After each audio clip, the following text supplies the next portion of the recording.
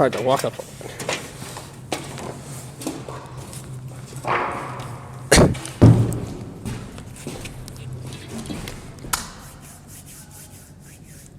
What's today's date? December 10th, still not open. Here's the bowl. Pretty cool. I know the first time I saw the bowl, I was like, wow.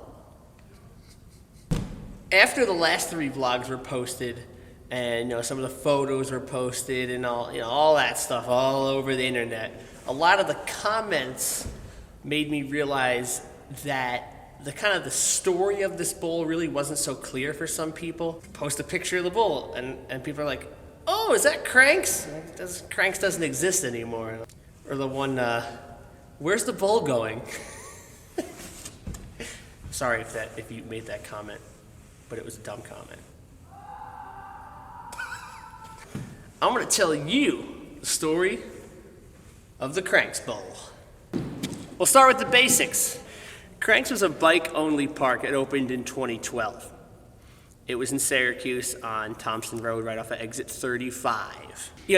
Some people might be like, oh, why would you build a bike-only park? I would assume, if it were me, the cost of constructing bike-specific ramps are a little more affordable than if you want to put hardboard on them for skateboards and scooters. And also, with one type of rider, I think the insurance might have been cheaper. I don't really know. I'm just guessing. Maybe they just really like bikes. Bikes are cool, I guess. You like bikes? I like bikes. I like bikes. One of the 3 Bs. It was big. It was significantly bigger than the space I'm in, bigger than what RASP was. They had several box jump lines. They had some cross-country lines. They had the bowl, foam pit. Pretty cool place. Unfortunately, this past year, they closed. So I don't know the specifics on why CRANX closed. All we know on this side is that U-Haul was moving into the space. And the people at U-Haul are apparently pretty cool. A woman named Jennifer actually contacted RASP Skatepark and they were like, hey, we're in this space. It's filled with ramps. You seem to be a place that might want ramps. Do you want to take these? Because it would be a shame to just smash them up and throw them in a dumpster.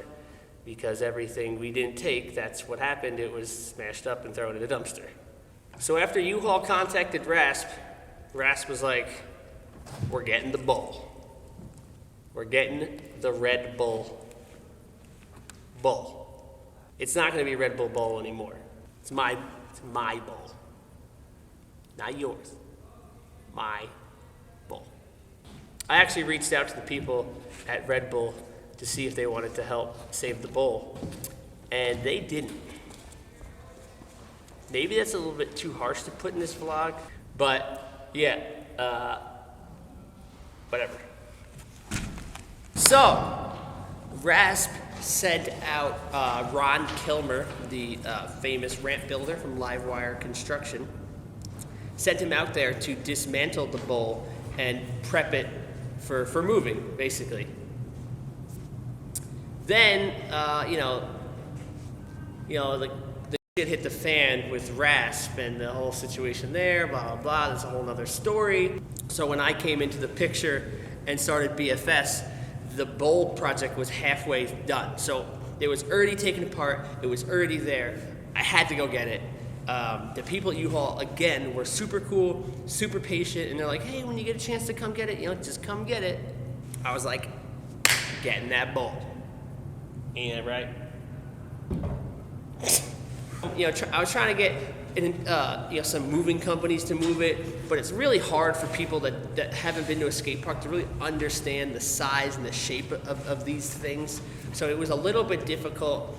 And then we just decided, we're gonna do it ourselves. Then you saw the vlogs of us doing it ourselves. So we got the bowl. Then we had to reassemble the bowl.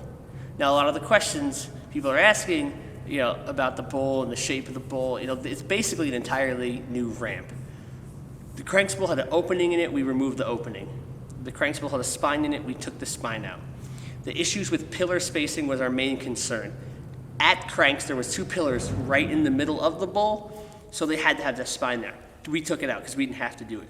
But to fit inside our pillars, the ramp had to become about 8 feet shorter in width and about 13 feet shorter in length.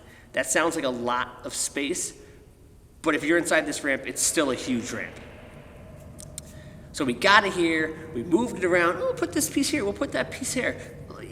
Luckily for us, the pieces were numbered. Here's piece 6. There's no piece 7. But so, for the most part, the pieces were numbered, and we rearranged them a little bit. When you build a bowl, or any ramp, you set the transition.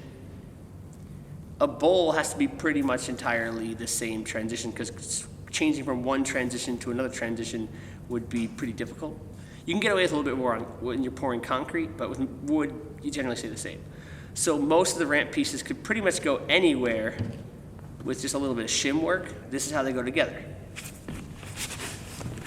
When Ron came in, he cut off a strip of the top layer by setting the blade depth. See what I did there? Tying it back into the old one? Yeah, I know. So boom, take the top layer off. Okay, now you have a closer idea of where the seam is. Then you take another strip out to get down to the 3/4 ply cutouts, which you can see in here. Then you just take the Sawzall,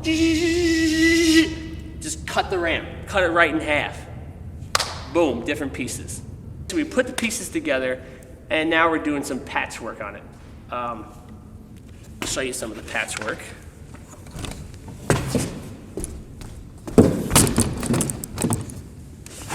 Right here, it's already patched. If this was a helicopter, do you know what kind of helicopter it would be? Apache? Damn it.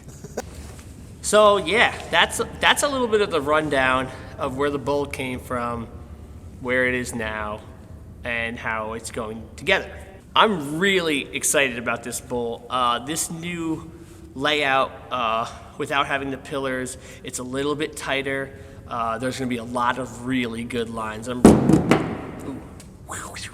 Just so many lines, like so many. See, it's going to be awesome. To answer a few other questions, yes, the bowl will be open for everyone to ride. Scooters, skateboards, everything. Is that going to happen immediately? I don't know. We're going to be opening in the next 2 weeks. The bowl will definitely be rideable for bikes. Whether or not we get the Masonite, the hardboard on it, it's still kind of up in the air. Ultimately, it will. Maybe not immediately. We just don't know. Believe me, we're trying as hard as we can. Recap. CRANX, 2012.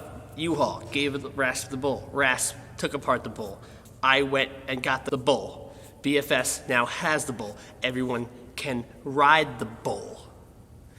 We are keeping the resi. And to answer a few other little questions and some comments, one, I just really want to say, please look at the website. Any question you could probably want to ever ask, pricing, sessions, it's all on my website.